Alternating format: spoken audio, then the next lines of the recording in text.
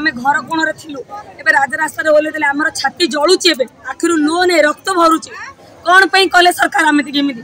आमे कोन कलु तांगर भूल कोन आमे भूल कोन को पचारछु आमे ती काई एमिति कले आमे ती कहू छी बीजेडी रे लोक आमे बीजेडी रे लोक जदी हेतांदो आज तांगे गद्दी रे बसतां देखि जातीय ग्रामीण जीविका मिशन स्कीम ओडिशा सरकार को मिशन शक्ति विभाग अधीन ओडिशा जीविका मिशन एवं ओडिशा मिशन शक्ति अधीन कार्यरत हजार हजार इसी सदस्य माने एआईटीसी संयुक्त निखिल ओडिशा जीविका मिशन इसी संघ नेतृत्व में बुधवार दिन सकाळ 11 घंटा समय हिंजिड़ीकाटू पौर परिषद और ब्लॉक कार्यालय सम्मुख में विशाल विक्षोभ प्रदर्शन करिसेंति। निखिल ओडिशा जीविका मिशन इसी संघर हिंजिड़ीकाटू ब्लॉक रो सभापति आज आमर 4 दफा दाबी नहीं आम गोष्ठी उन्नयन अधिकारी पाखक आसीचु। प्रथम दाबी है इसी संघर जो न्यू रिस्ट्रक्चर करने दाबी आसी से दाबी को आम प्रत्याहार करुचु। द्वितीय है जो 5 वर्षिया जुक्तिनामा होती से जुक्तिनामा को प्रत्याहार करा जाऊ। तृतीय है आमको स्थायी नियुक्ति दि जाऊ। चतुर्थ है एसएचजी माँ को 1000 टंका लाखे भत्ता प्रतिश्रुति दे ए सरकार को आसी तो आज आम गोटे प्रश्न यही सरकार को पचारुचु जेते बळे आमे घर कोणरे थिबा गोटे गृहिणी को आमे घर बाहर को आनिथिलु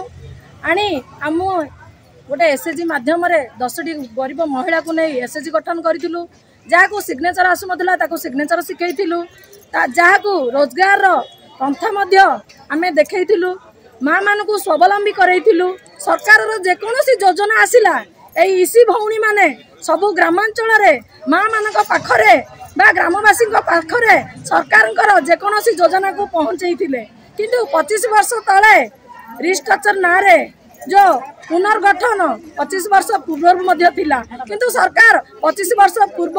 पुनर्गठन करनथिले। वर्तमान यही सरकार आसीबार 9 मास हेनी पुनर्गठन करने आमको दाबी पत्र देइचंदी। सेतिपई एई इशू भौणी माने गोटे प्रश्न सरकार को पचारुचंदी जदि आपण माने 25 वर्ष पूर्व जदि सेई पुनर्गठन को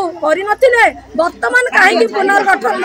आला देखे माँ मान को राजा रास्ता को ओल्लैचंदी। आमे जदि 25 वर्षर समय आमे सरकार को देइथिलु से 25 वर्षर समय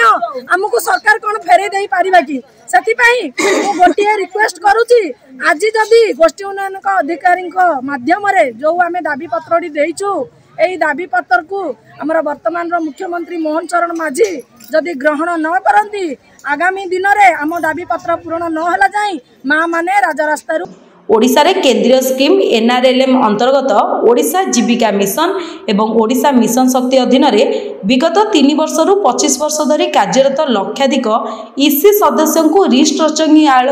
बाहर करने सरकार तरफ 2टी निर्देश यथाक्रमे तारीख 8/1/2025 और तारीख 22/1/2025 तारीख में निर्देशनामा प्रदान करा जायछि। सरकार द्वारा जारी होइतिबा नूतन गाइडलाइन फल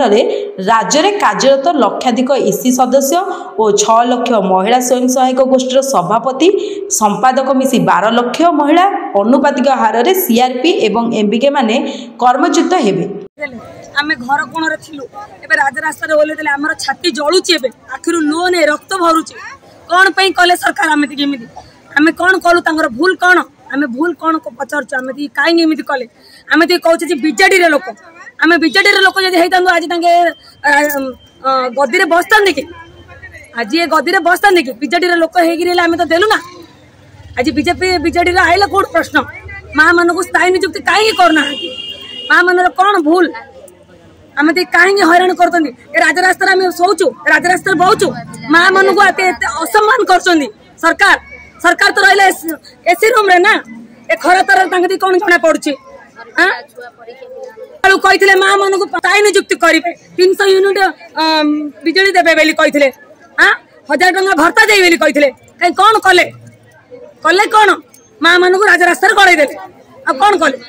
मिशन शक्ति विभाग अधीन कार्यरत यही इसी माने କୌଣସି ନିର୍ବାଚିତ ପ୍ରତିନିଧି ନୁହନ୍ତି, परंतु एमाने अन्यान्य केंद्रीय स्कीम यथा आईसीडीएस रो अंगनवाड़ी मध्याह्न भोजन पाचिका सहायिका एवं जातीय स्वास्थ्य मिशन आशाकर्मी भली संपृक्त परिसर महिला मानक द्वारा चयन प्रक्रिया रे मनोनीत होई एनआरएलएम स्कीम अधीन रे कार्य करती। एतादृश निर्देशनामा को प्रत्याहार दाबी संघ तरफ ब्लॉक ठारू आरंभ करी जिला स्तरीय आंदोलन करी जारी रही। निर्देशनामा प्रत्याहार दाबी करी ओडिशा विधानसभा सम्मुख में फेब्रुआरी 13 ରୁ 20 तारिख पर्यंत दिवा रात्र गण धारणा दि जाइथिला। तेबे विभिन्न प्रकार दाबी को नहीं आज हजार हजार जीविका मिशन इसी सदस्य महिला माने सदस्य नारा देवा सह शोभा यात्रा बाहरी हिंजिकाटू पौर परिषद कार्यालय और ब्लॉक कार्यालय सम्मुख में विक्षोभ प्रदर्शन करने सह हिंजिकाटू गोष्ठी उन्नयन अधिकारी माध्यम एक लिखित पत्र सरकार को देइछन्ति। गंजामरू विश्वम्बर दास का रिपोर्ट, पब्लिक मीडिया।